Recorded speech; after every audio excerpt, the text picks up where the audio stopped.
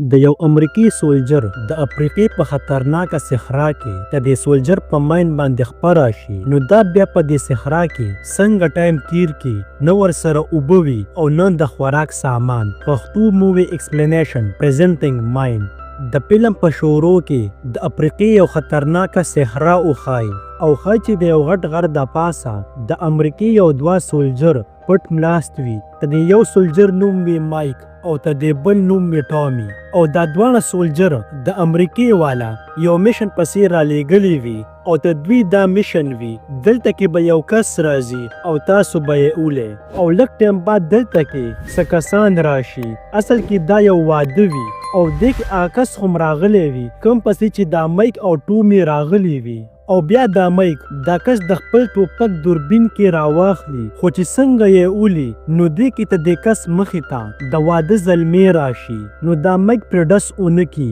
او ته دې انتظار کې وي دا واده والا ته د کس د مخې نه اخوا شي، نو دې کې ته د مایک په سنیپر باندې د نور رڼا ورشي، نو د لاندې کسانو ته پته ولګي ته د غر د پاسه څه کسان ناست دي، نو دا ټول په د مایک او ټومي باندې ډزې شروع کی او دا مایک او ټومي هم په ډزې شروع کی او دا ټول کسان په خپل گاړو کې کینی او د مایک او ټومي پسې شاته ورخطا شي، نو دا دواړه د یو غټ کاڼي پناه ځان پټ کی، خو دوی ته پته وي چې مشکله ده که موږ ته دې ځای نه وتښتو، خو ته د دواړو قسمت ښه وي او دې کې یو غټ طوفان راشي، نو دا کسان په دې ځای باندې دا دواړه پرېږدي او د دې ځای نه لاړ شي او دا مایک او ټومي دواړه په دې طوفان کې گیر شي، نو دا ټومي خپل هیډ کوارټر ته کال ملو کی، نو ته د دواړو کپټن دوی ته وایي دغې ځای سره خوا کې یو ورکوټه شانتې کلی دی، تاسو دې کلي ته یو پیره راشئ نو بیا به موږ د مدد دپاره څوک درولیږو،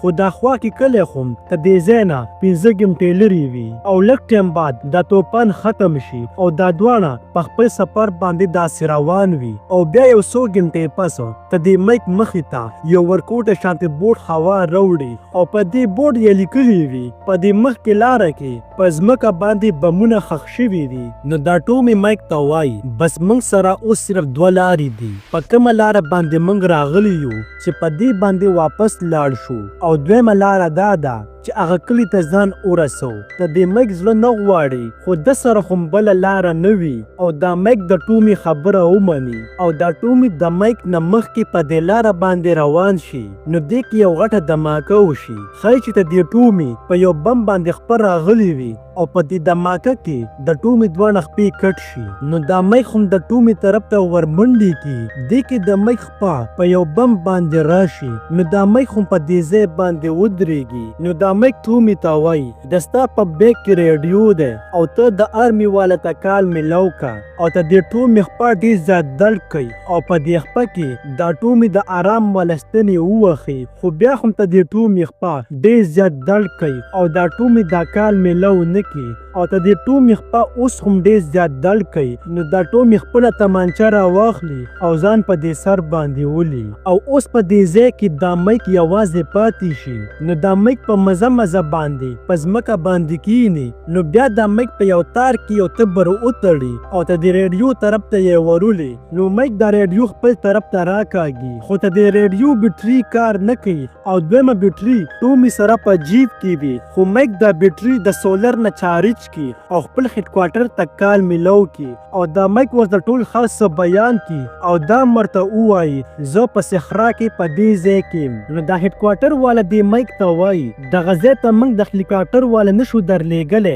او په ګاړو کې موږ کسان درلیږو، خو دا به په 52 ګنټو کې دغه ځای ته در رسي، دې نه معلومه شي چې اوس په دا مایک په دې ځای کې همداسې ناست وي او 52 ګنټې به انتظار کوي او دې کې دا مایک سی کې یو غټ طوفان را روان وي، نو دا مایک د خپل مخ نه یو سپوټی تو کی او دا طوفان ډېر زیات تیز وي، نو مایک د خپل سنیپر په ځمکه کې ښخ کی چې دا طوفان ما را لړن نه کی او دا مایک په دې طوفان کې ځان په دې خپل ځای باندې کنټرول کی او لږ ټایم بعد دا طوفان ختم شي، او کله چې دا مایک سترګې کولو کی نو دا سی کی د ټومي ډیډ باډي طوفان ته د خوا ته راوړی وي، نو دا مایک هغه بیټري د ټومي د جیب نه راواخلي، خو دا مایک چې کله وګوري نو طوفان د ریډیو ته د خوا نه وړلی وي نو دا میک ډېر زیات غوسه شي او خفه هم شي او اوس ته د میک اوبه هم ختمې شي او نه ورسره اوس اوبه وي او نه د خوراک سامان او دا میک په دې ځای کې ډېر زیات تنګ شي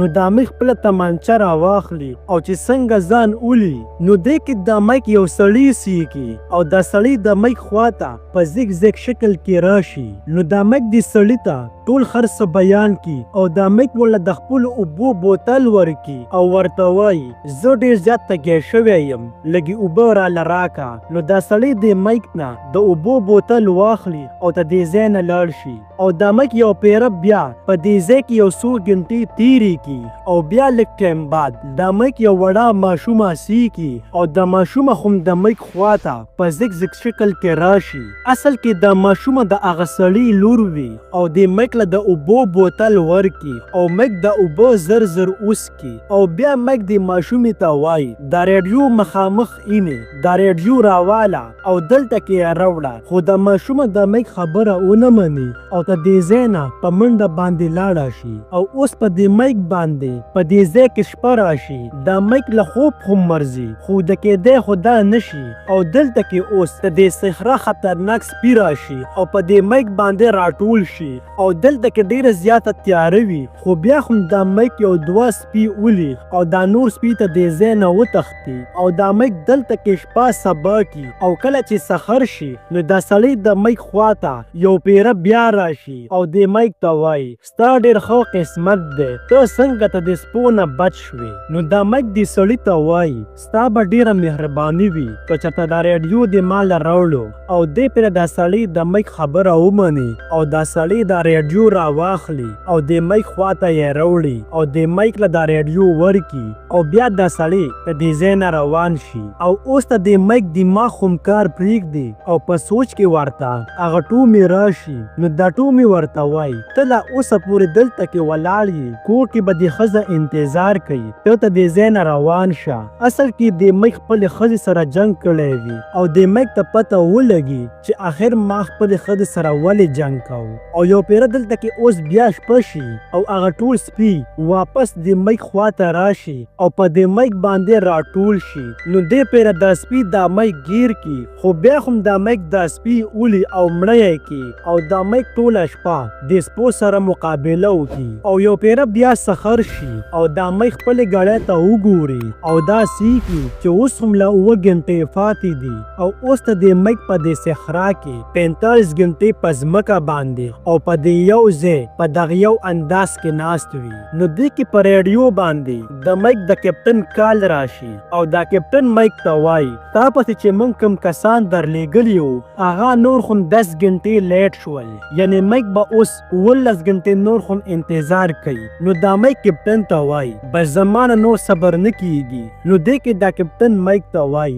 تا سره څوک خبرې کول غواړي او دا وي د میک ښځه او دا میک په ژړا شي او ورته وایي افسوس ما ستا خبره منلې وه او د میشن له نه وم راغلی او دا میک اوس ډېر زیات کمزوری شي او چې څنګه راپریوځي او ته د بم نه چې څنګه خپه لرې کوي نو دې کې ورله په خپه باندې څوک خپه کېږدي او دا وي هغه سړی کوم چې د میک له مخکې راغلی وي او دا سړی د میک ته وایي یو ورځ د ستا شانتې زما خپه خو په یو بم باندې راغلی وه او بیا دغه بم په ما باندې بلاست شو او بیا یې زما نه دا خپه په هسپتال کې کټ کړه خو ما خار ونه منو او بیا مې خپله زندګي شروع کړه او دا سړی د میک لا په خوله کې یو قسمه دوی واچوي او دا سړی د میک ته وایي دا دوی به د ستا د بدن نه ټول دردونه لرې کړي او بیا دا سړی یو پیره بیا ته د ځای نه روان شي او یو پیره بیا دا میک په دې ځای کې یوازې پاتې شي او لږ ټایم بعد دلته کې هغه کسان راورسي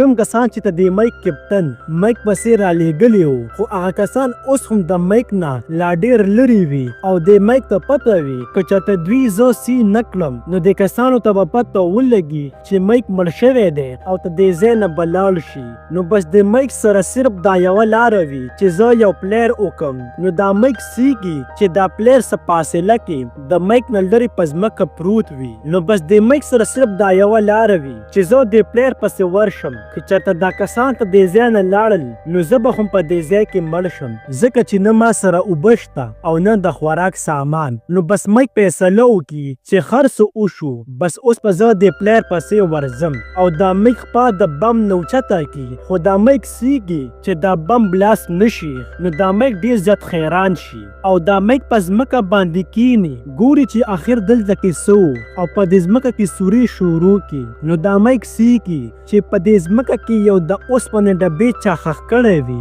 نو دا مایک په ځمکه باندې سملی او په جړا باندې شي. مایک په دې صحرا کې په دې یو ځای باندې په یو انداز کې د 55 غنټو نه داسې ناست وي او بیا مایک دا پلیر وکي او ته دې مایک کسان دا پلیر سیکي او دې مایک پسې راشي او بیا خل چې دا مایک خپل ملک ته راشي او په ایرپورټ کې ورته خپله ښځه ولاړه وي او دا مایک ورته په ځمکه باندې کینی او په جړا باندې شي. او دې سره دا فلم یعنی دا کهانی په دې ځای باندې ختمه شي. امید کوم که چېرته دا کهانی هم خوښه شوې وي نو ویډیو در سره لایک او شیر کړئ او چینل هم در سره ضرور سبسکرایب کړئ. ډیره زیاته مننه.